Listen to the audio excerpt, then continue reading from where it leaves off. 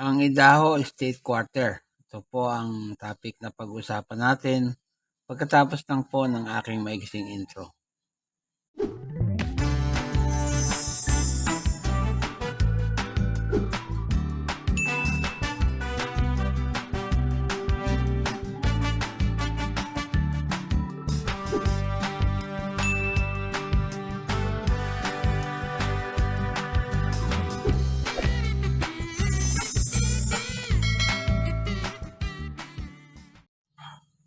Isang magandang araw po sa inyong lahat, lalo na sa aking mga kabarya, kapwa kolektor, sa lahat ng senior citizen at mga silent viewer, maging sa mga kaibigan natin dyan.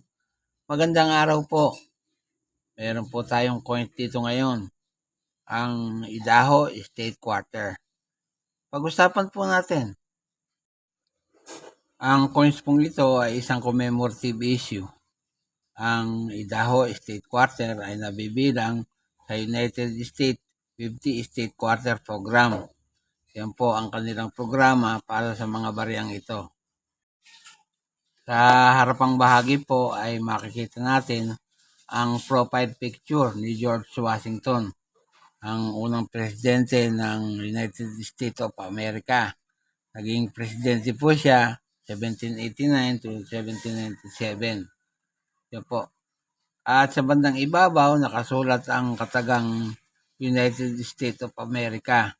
Sa bandang baba naman, nakasulat ang Liberty. Tapos sa may bandang batok niya ay In God We Trust.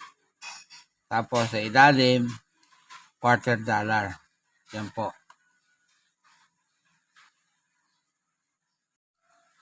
Sa likod na bahagi naman ay makakita tayo ng isang peregrine falcon. Yan po. Ang script po ay Latin din. Ang lettering, Idaho, 1890, Esto Perpetua. Tapos may letrang DE, 2007. Ayan po. May nakalagay din na E pluribus unum sa bandang ilalim niya. Yan. Ang translation, Idaho, 1890, B, Eternal, D, 2007, out of many one. Ang engraver po niyan ay sila Don Eberhard at si Donna Weaver. Yung pong edge niya, reeded. Yan po.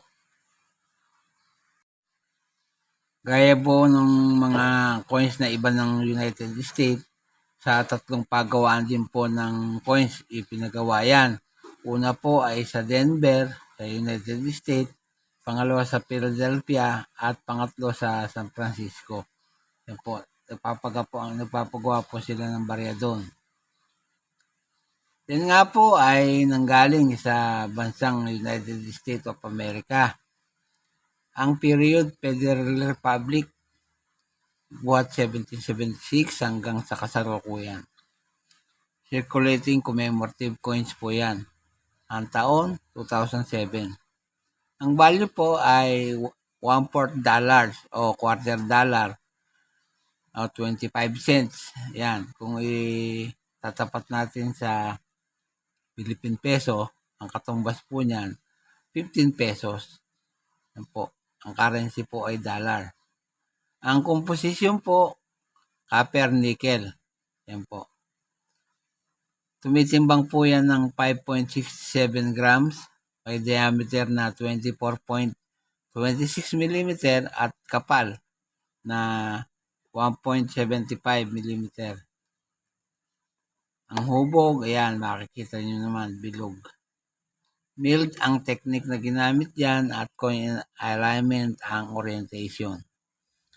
May number po na 646 at reference number na 3898, school number 401. Dito po sa numista, pagka ang coins ay yari sa Denver, ang good po niyan ay 17 pesos. Very good, ganun din, 17 pesos. Fine, 17 pesos. Ang very fine po, 30 pesos. extra fine at almost uncirculated, 30 pesos din. Yung uncirculated po niyan ay 49 pesos. Yung yari naman po sa Philadelphia, yung good ay 14 pesos. Ang very good, 24 pesos. Yung fine at very fine, 24 pesos din. Extra fine ay 32 pesos. Almost uncirculated ay 40 pesos. At ang uncirculated po ay 56 pesos. Yan po. Yun naman pong yari sa San Francisco. Wala pong nakasulat na presyo, kundi yung uncirculated lang po. Nagkakahalaga po ng 120 pesos. Yan. Kasi 5% na proof coins lang po ang inilabas nila. At dito po sa Nimis Corner, merong nag-iisang presyo, 11.95 euro. Yan po ang halaga niyan. Yan po lamang at wala nang iba. At bago ko po tapusin ang aking content ngayong araw, ay nais ko lamang pong pasalamatan ang lahat ng aking kapwa kolektor, kabarya, at lahat ng senior citizen, lahat ng silent viewer, maging yung mga kaibigan natin dyan. At saka gusto ko po kayong i-shoutout. Shoutout po sa inyong lahat. Maraming salamat po. Walang tigil at walang sawa po ako nagpapasalamat sapagkat nandiyan kayong palagi at nakasubaybay sa aking channel. Maraming salamat po. At sa huli ay masabi kong mabuhay tayong lahat.